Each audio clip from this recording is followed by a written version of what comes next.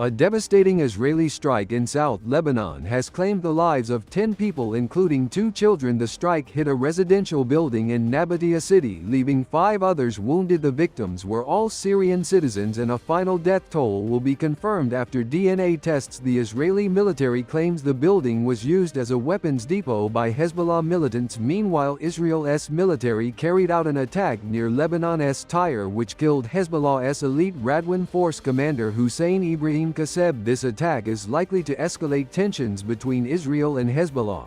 A tragedy struck Gaza on Saturday when an Israeli airstrike killed 18 members of the same family, according to Gaza rescuers. The strike hit the home of the Ajla family in the Al-Zawada neighborhood of central Gaza, claiming the lives of 15 people, including 9 children and 3 women.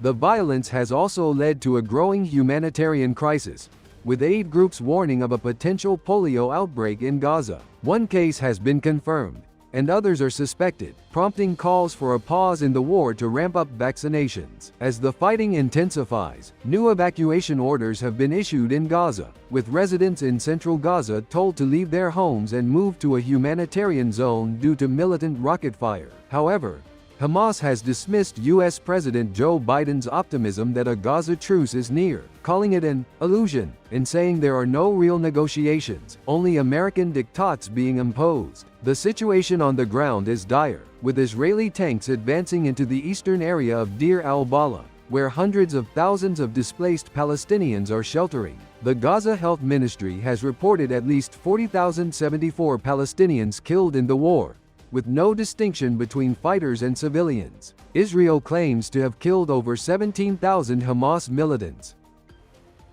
The Lahore High Court has summoned representatives from the federal government, Information Ministry, and Pakistan Telecommunications Authority on August 21 regarding countrywide internet disruptions. The court is hearing a petition that seeks to declare internet shutdowns unconstitutional and ensure uninterrupted internet services. The petition argues that internet disruptions violate citizens' rights and harm businesses. The court has ordered responses from all parties involved. In health news, Pakistani government has increased surveillance and screening measures for monkeypox. Health authorities are monitoring the situation closely and advising the public to take precautions. At least 1 patient has been confirmed in the country. In politics, PMLN leader Irfan Siddiqui has stated that his party will not engage in further talks with PTI unless they demonstrate seriousness. Siddiqui emphasized that PTI must show a genuine willingness to negotiate. He made these comments amid ongoing political developments. Further updates will be provided as the situation evolves. Turning towards climate news, Pakistan Meteorological Department forecasts heavy monsoon rains in Sindh for the next 72 hours, potentially causing flooding in certain districts. Thunderstorms are expected in various districts, including Ghotki, Sukkur, and Khairpur. The weather pattern will persist until August 19, with heavy downpours and thunderstorms predicted in several districts. Authorities have been put on alert, and farmers are advised to manage their activities accordingly. Flash flooding is also expected in hill torrents and nullahs in various divisions.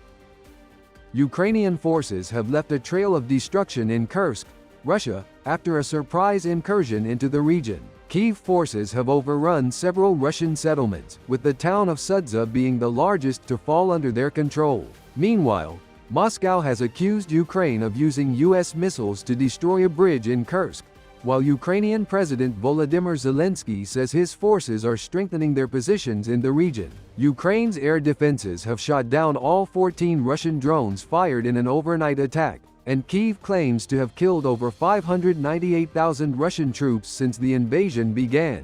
The conflict has derailed plans for indirect talks on halting strikes on energy infrastructure, and Russia has accused Ukraine of planning to attack the Kursk nuclear power plant. Kyiv has denied these claims, calling them insane propaganda.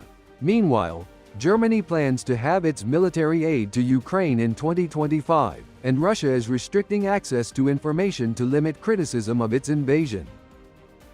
Republican Donald Trump and Democrat Kamala Harris will hold dueling campaign events in Pennsylvania, a crucial battleground state in the November 5 presidential election.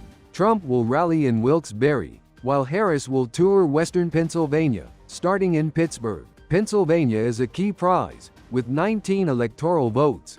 A statistical model by Nate Silver estimates Pennsylvania is more than twice as likely to be the tipping point state. Harris's entry into the race has erased Trump's lead, and she now leads by over 2 percentage points in Pennsylvania.